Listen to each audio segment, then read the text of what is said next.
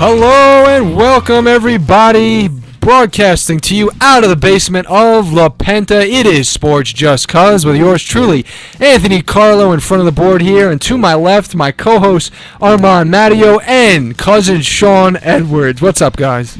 Nothing much. You know, just another day in the basement. Another day in paradise. Yeah, it was a great week of sports, Ant. So, why didn't you just, how about we chatter a little bit? You know, you just fine. very blunt, you know, right into things. Take a breath. At ease. Take a breath. Is that English? At ease, I believe. Alright, but anyway, today, it wasn't a very nice day out. It wasn't a beautiful day, as Anthony loves to say. It's always a beautiful day outside. Sean agrees with me. It is always a beautiful day. Well, today it certainly wasn't. It was downpouring. You know what's pretty funny, though? On my way here to my 3:30 class, you saw me. I did see you. That's always funny seeing you, but I was driving to get on the highway by my house, and this guy was standing at the corner of his umbrella, and there was water on the floor, so I was kind of driving a little fast. I went 40 up this hill, he got splashed. Oh. I started dying, bro. It was so messed up, but I was crying. What's the matter with you? I didn't purposely do it. The guy got soaked, looked at my rearview mirror, and he was shaking his head. He's all upset. Well, common sense would be, I see a puddle, I'm going to slow down. No, just to have courtesy for the guy. Exactly. But Armand's sense says, let me speed up. No, I didn't speed up. I didn't see that at the time. I was just driving. I got you. So you just and noticed. the puddle was there. I just noticed my rearview mirror because I see the water go up. I was like, oh, man, the guy's in the corner. It's understandable. Oh, my gosh. Well, me and Sean, we worked out a little bit earlier. I know Armand's going to say he worked out. I worked out too there. I come into the gym and I see Sean from the back, and he's doing these curls. He's doing the resistance band curls. So I go up behind him and I grabbed his arm. I was like, finally we meet in the gym. Finally. Well, Sean, he takes PEDs, so it doesn't really count. All right. Sean, I'm pretty sure, is a clean fella. All natural, baby. All natural. I believe he's a clean fellow, so, I I think that we don't have anything to worry about when it comes to Sean. But you know what? You know who has nothing to worry about at this point? Green Bay Packers. Oh, yeah. Green Bay Packers. Green Bay Packers have nothing to worry about. Wait, this is a little irrelevant. I know it's a sports show, but me and Sean were talking before. Do you know what love really means? Do I know what love really means? Yeah, sure. How do you know when you're in love with someone? All right. Well, I Since think you're in that a relationship for 3 years. Yep. Shout out to Jessica. It's been over 3 years now. Very happy to be with her for over 3 years. I know, but how do you know it's love? Well, I think that one of the main things is that you realize that you would give up everything and anything in order to be with that person. So in other words, if you were asked to lay down even your life for that person, you would. Yeah. Because you actually care about them that much. I think that really is what it comes down to.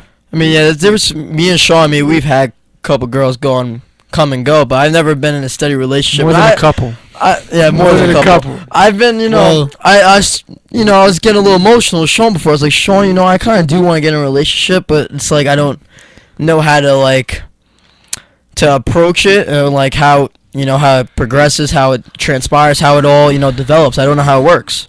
Well, you know how it works. It's just we haven't experienced. Like I told you, I haven't experienced real love. I've experienced women. I think women are very women are very hard to understand, but Well, first of all, listen. There's the phrase you just said. You don't know how it works. Really, the answer to that is there is no answer until it happens to you. Can I ask you a question? though? This is a common question. Sure. So I'm talking to this girl right now, right? Okay. I don't know if I should be saying. Is this live? This is live. Yeah. Okay, never mind. No, go ahead and say the name. No, I'm not. No. Listen, everybody knows everybody. Green here. Bay Packers, Aaron Rodgers. Really? Are you really going to switch the subject like that? It's live, man. Could be in La Penta. I love Aaron Rodgers, but I'd rather answer your I don't questions. want. Shout out to the girl. Shout out to the girl that Armand has his eye on. Because Don't say my name. Armand, when he puts his eye on you, he goes after it. He goes after that girl until he gets that girl. So let's talk about the Packers. Wait, one more question. All right. Sean tells me sometimes when I start talking to girls, I'm Like, I'm very nice, and I'll keep texting them. Like, he says sometimes I should wait for them to text me, and if they don't text me, then clearly he tells me that they don't like me the same way I like them. Sean, is that a good point? I think ever since I met Sean, I've pretty much agreed with you with everything you said. But from my experience, that is a no-no. What? Yeah. Anthony, we're gonna have to. No, because based upon the opinion I've gotten from girls, specifically my girlfriend, the guy needs to initiate first. So if you're referring to the fact that you initiate first, you've been initiating first, and then you go ahead and see one time if she initiates first, I agree with you. You should do that, because I did that with my girlfriend. I tested her, and I didn't text her for one day in the beginning, and I had been texting her pretty much every day, and then she texted me at like 6 o'clock at night, and I knew at that point that something was going to come of this, because she actually reached out to me. So that is a very useful tactic to know if the girl you're talking to is interested in you. But I think that in the beginning, it's up to the guy to show the girl that he likes her. Yeah, because, guys are supposed to be pursuing girls. It's always like that. Girls don't go pursue guys unless you're like your Brad Pitt or something. You know what I mean? Yeah. But and like, kind of even like my sister. I mean, my sister's older. Like, I asked her, and she's like, I asked her sometimes, like, a pin, like, what I should do, and she's like, all the guys, she never texts the guy first. Like, whoever she's talking to, she waits for him. If she doesn't text him, then she's not gonna go out of her way to text, like, him, because the guy's supposed to be the one who's supposed to initiate. Yeah, exactly. Well, Sean always tells me differently, so I'm always stuck in this dilemma, and I'm like, all right, here's what I tell you. I'm not saying that as a guy you shouldn't be the one to extend first, because obviously as a male you're going to be the aggressor. I feel like the reason that women don't approach and make the initial approach is because they hold so much pride. So I feel like as easily as us as guys could brush off a rejection from a girl is not going to be able to get over a rejection that easily as guys can, because like I said, they're so prideful and conscious of themselves. So that's why guys are the aggressors and girls just wait to be reached out to. But I agree with that. I also think that they're go ahead. All right. Well, I meant like, okay, being an aggressor, and then there's a line you draw where you can't be overly aggressive. You can't be constantly, especially if the girl isn't reciprocating the same type of feedback. You know what I mean? If she's not reaching out to you all the time, you're reaching out to her all the time. I mean, if you're like, you don't hear from her if she doesn't hear from you. Exactly, yeah. I can agree with that. I mean, if you're constantly doing it, like, for the whole week, every day, then there's a problem. But I mean, I feel like she should go out of her way sometimes, like, because if not, you don't feel the love, you don't feel the connection. Like, obviously, she doesn't feel the same way. But I agree with you, and I think most of the time the guy's supposed to initiate. Right. But sometimes if the girl, you can tell when a girl loses interest. Oh, yeah, you can. I think that's why I was telling you guys, I think a good way to test it is to actually be the initiator, but then give it a day where you see if they text you. You refrain from texting them. Like, you always say... I agree. Like, before, when you and Jess started dating, would you always say to Jess, like, hey, good morning first, or she say, hey, good morning? You would say it, right? I would say it. You would say it, okay. And then there was a day, like I said, maybe a week into things where I didn't text her first, and I told you that she didn't text me till 6 o'clock at night, but she texted me, and that was important, because if she didn't text me, I would have known right away. It's not rocket science that it wasn't meant to be. Exactly. Because if the girl is thinking about you, they'll try to hold off as long as they can.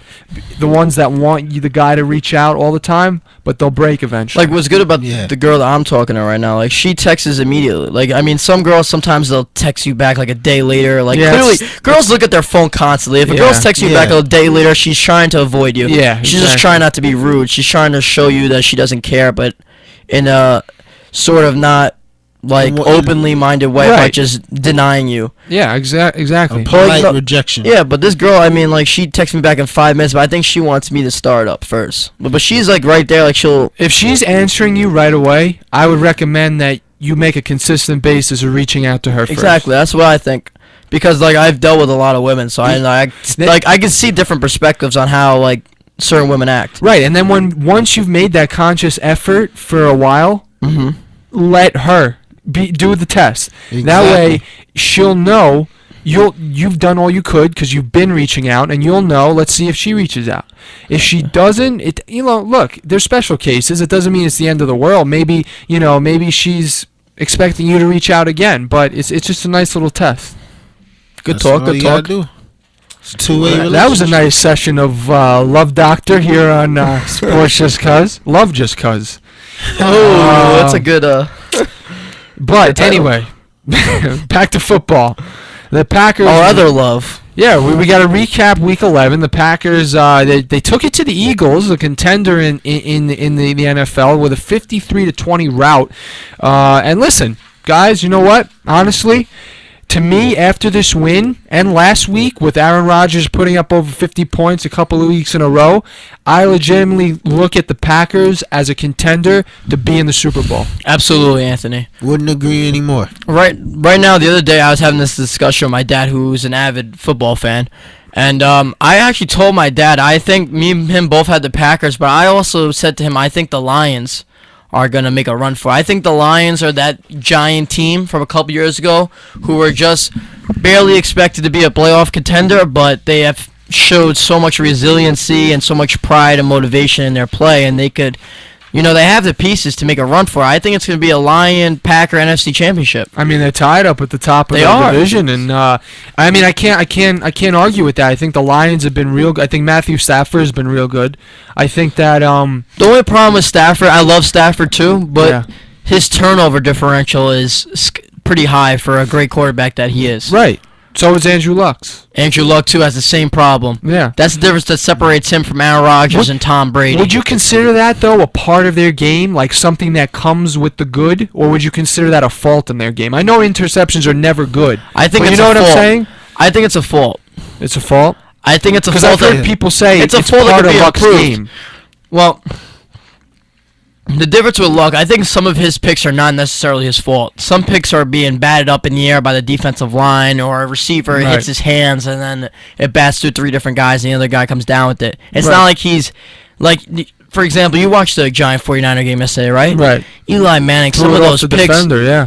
3 of those picks were absolutely Eli's fault. I know the last one was. The first one was some of them he threw right at him. I mean, those were Eli's fault. Yeah, he telegraphed him all the way, and especially the last one. He throwing it off the backside of the defender. He had to get rid of the ball. I mean, there's a lot of time. I mean, he was about to get sacked. He had a lot of time in that pocket. No one was open. The receivers couldn't get open. Yeah, I just think, unfortunately, I love Eli because I love the gamer, the guy that's not the most talented but wins you the games. But I think the Giants are going to start losing patience with him. Just for the fact that it hasn't been all his fault, but just for the fact that they haven't made the playoffs in a while now. And Eli is not necessarily, as you said many times, has not been that vintage Eli in a while. I mean, against the Seahawks, I don't think it was necessarily Eli's fault. But yesterday, the Giants lost a game 16-10. The defense looked improved from what we talked about against Seattle. They were finishing tackles. I mean, they still had the one tackle they couldn't make, but it wasn't as bad as the Seahawks game. I mean, they've improved. Oh, yeah. They improved a lot. Yeah. I mean, yesterday was mostly Eli's fault. Absolutely. Oh, yeah. I mean, 5 interceptions. The Giants only gave up 1 touchdown yesterday. I mean, they held the 49ers to 3 field goals. Exactly. But, that's the very essence of the problem of the Giants. If it's not one side, it's the other side. They're very unpredictable. Yeah, and they can't play on the same page. The Packers, though, I mean, I don't know. We talked about their offense putting up over 50 points, but how about their defense? And how about their ability to recognize and almost play ahead of every play? I'll tell you right now, they have one of the best secondaries in football.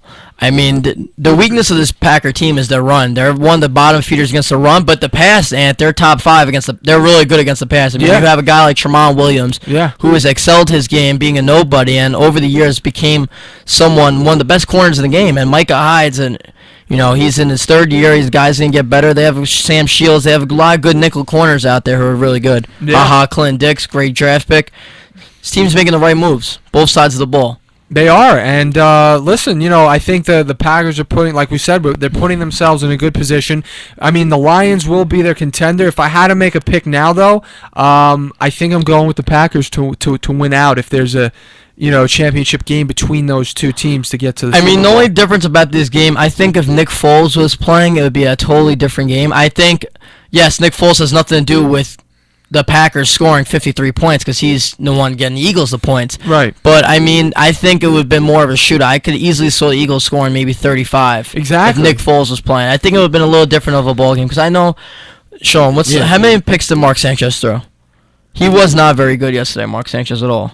No, and we said that last week. We said how, remember, everybody's hyping up. Mark threw over 300 yards, and I told I said let's take a second. Let's say we did agree that he is a great backup quarterback. Oh, he's a phenomenal backup. If you can place a guy in there on the spot, that's a good backup. Yards. But he's not going to bring down a powerhouse like the Green Bay Packers. So in other words, the high octane offense that this Eagles team runs, you don't think it was as impressive that the Packers held them to 23 points because Nick Foles wasn't leading the charge? I think so, yeah. Okay. I think that's a big. I think this. It's understandable. This team is more a ground and pound team. They get a lot of production at their special teams. Darren Sproles. And they even block field goals. They get a lot of their special teams is a big element to why they are 7-3. Right. So the loss of Nick Foles is vital though because Nick Foles he has an air attack that Mark Sanchez does not possess. Mark Sanchez is going to try and move the chains. He's more like an Alex Smith, not as good as an Alex Smith, but he's not going to kill you with his arm like Nick Foles would.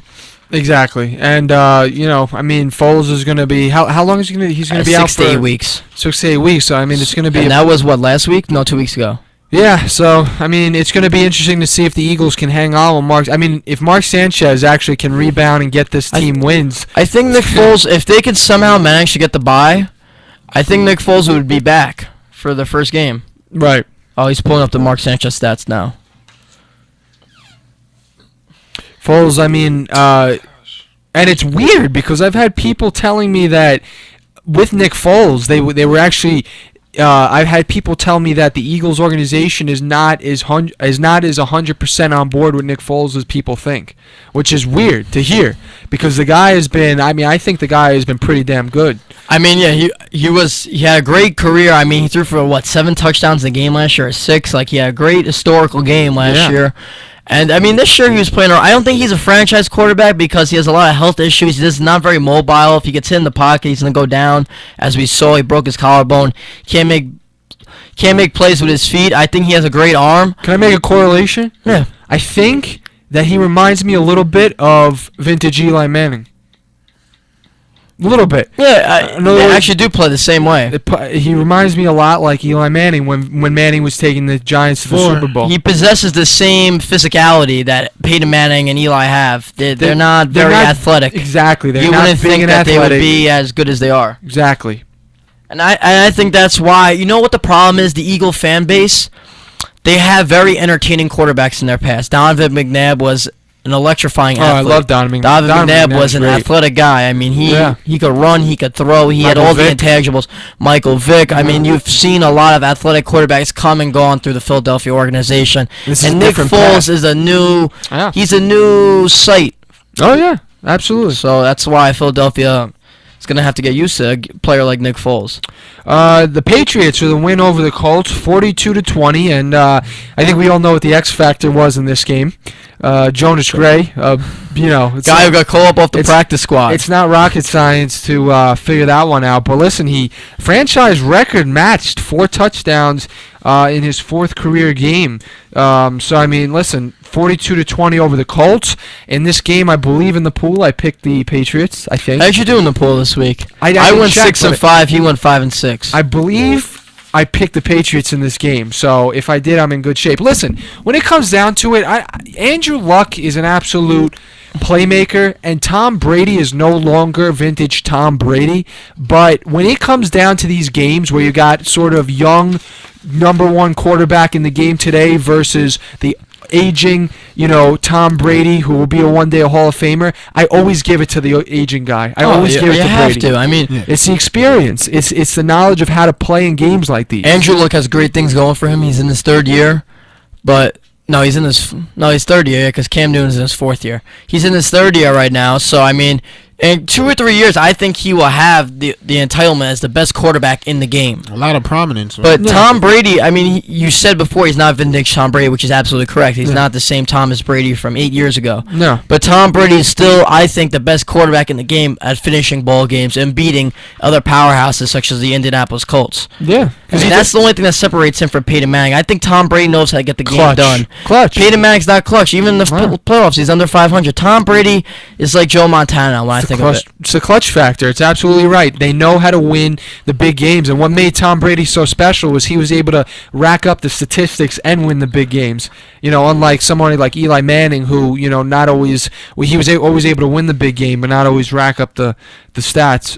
He threw for 257 yards. He was 19 for 30. He did throw a couple of interceptions. Luck had a better game. Well, no, I shouldn't say that. Well, you can't really say because he had a lot of chump yardage. Yeah, meaning that they were down by a lot. He threw a couple of big pass plays because the Patriot defense was giving in, basically. Exactly. And Rob Gronkowski, a big catch later on in the game. And, I was listening to Sports Talk Radio today. They brought up a great point. I think it was actually Mike Francesa. I believe, look, don't quote me to this because I was kind of half listening, half not. But I believe he was talking about Gronk, and I believe he was saying he just can't stand his antics on the field when he makes a big play. And I mean, Gronk didn't always remind me of the guy who would sort of flash it. But yesterday, I mean, it was getting a little annoying watching him dance and everything after the big catch. The problem with Mike Francesa here is that the NFL, all the players are like that. It's a very physical sport. Yeah. They like to make all these dances and these expressions. It's a very hyped up game. I mean, you're tackling. It's a very hectic game. I mean, all these guys, look at Vontaze Burfict. He intentionally was trying to harm people, such as Cam Newton, Greg Olsen. These guys have mental problems. I mean, they're not normal. No, absolutely. It's the game of football. It's a very rugged sport. I mean, half of these guys are ex-cons, some of them. I mean, just... Oh, absolutely. So the Patriots, they moved to 8-2 on the year. Your team, the Dolphins, is in second though. They're hanging tough, 6-4. The Bills, I mean, and then of course the Jets. I mean, I don't think there's any telling what's going to happen in this division unless the Dolphins make some sort of crazy comeback in the rest of the games. The only thing about the Dolphins is that they have the Patriots coming up in New England, and they beat them earlier. The Dolphins beat them earlier, so I'm not very happy with that because Tom Brady is not going to get swept by a division opponent. I don't think Tom Brady's ever been swept by a division opponent in his 13 years in the league now, 14 years. He's going to bear down. And he's going to realize, listen, I think it's gonna you walked on me out. the first time, and now I'm going to unleash it. It's a good blowout. Now, if the Dolphins can be if Ryan Tannehill can be some sort of hero and dig down deep and play another tough game, I mean, that would be a very interesting win for the Dolphins if they can win that game.